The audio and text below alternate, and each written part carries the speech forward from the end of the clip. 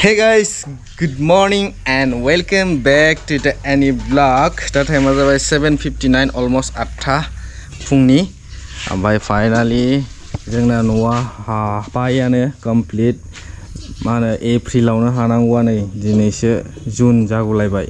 खिरखि आरो दरजा फिटिं खालामखांबाथाय जाबाय कमप्लीट. ओमफ्राय जोंना थांनांगौ डेटआ समबारावनो. टिकेट बुक जाखाबाय, समबाराव थांनांगौ.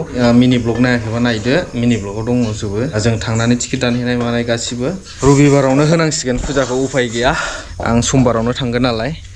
ओमफ्राय बे मिस्ट्रिफोरनि थाखायनो बिराद लेट जाबाय. बर' मिस्ट्रिफ्राल' बिदि ना गुबुन जाथियाव बिदि मिन्थिला, बुंनो रोंला.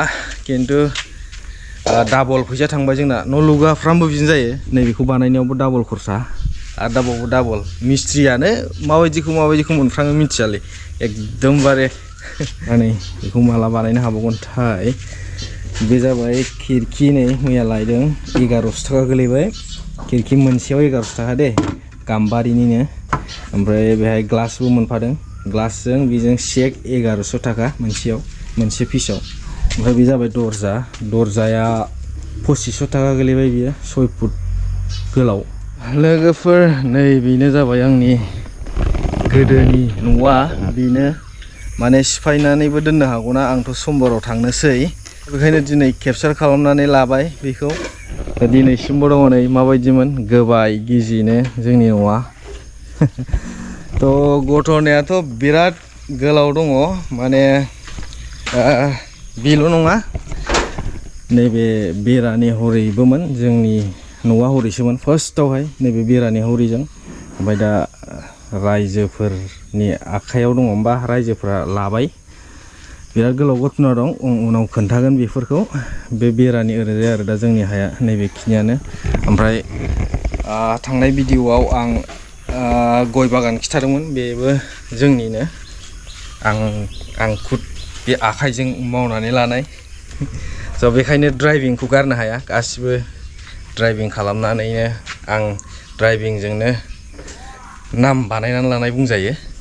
स' बेफोर गासिबो आंनो खालामजोबनाय, आंनो बानायनाय बे आखाइजों. बेनि बागाना गैयानो, फांब्रै फांबासोल' दङ. फांब्रै फांबा माने 20 दालसो दं खोमा, दा थाइसिगोन एबाराव. नै बिसोरो थायाखैमोन, गोजौआवसो थायो. हरैनि बागानाथ' गाहायावनो थायजोबो, बेनिया बिराद गोजौआव थायो.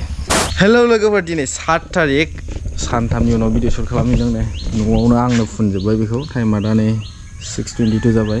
प्राइमारखौ आंनो फुनजोब्बाय, नांग्लि जाजोब्बाय. खिरखियाबो जों गावनाय दंबावो, हराव गावनानै थादों, सानाव नायबा गावनाय नुवाखैमोन. हे गाइस, दिनै जुननि 9 थारिख, आंना न'आ कमप्लिट जाबाय नै. ओमफ्राय मैया फुजाबो होखांबाय. मैया सानडेमोन, दिनै मानडे. ओमफ्राय दिनै थांनो गोनांमोन बेंगलरावहाय, ओमफ्राय माखासे लोगोफ्रा केन्सेल खालामबाय. ओमफ्राय बेनिफ्राय आं दा हारसिंल' थांसिगोन हरै, माखासे लोगोफोर दंहैखायो. एसे घटना जानानै फैबाय नै. आं दाख्लै पार्सेल रिटार्न खालामनाया फैफिनबाय नै, पस्ट अफिसनिफ्राय एमाज'ना फाथायहरफिनबाय, जायाखैनो नैबे स्लिप गैयिनि थाखाय फैफिनबाय उल्था, बे पेकेट गैयिनि थाखाय.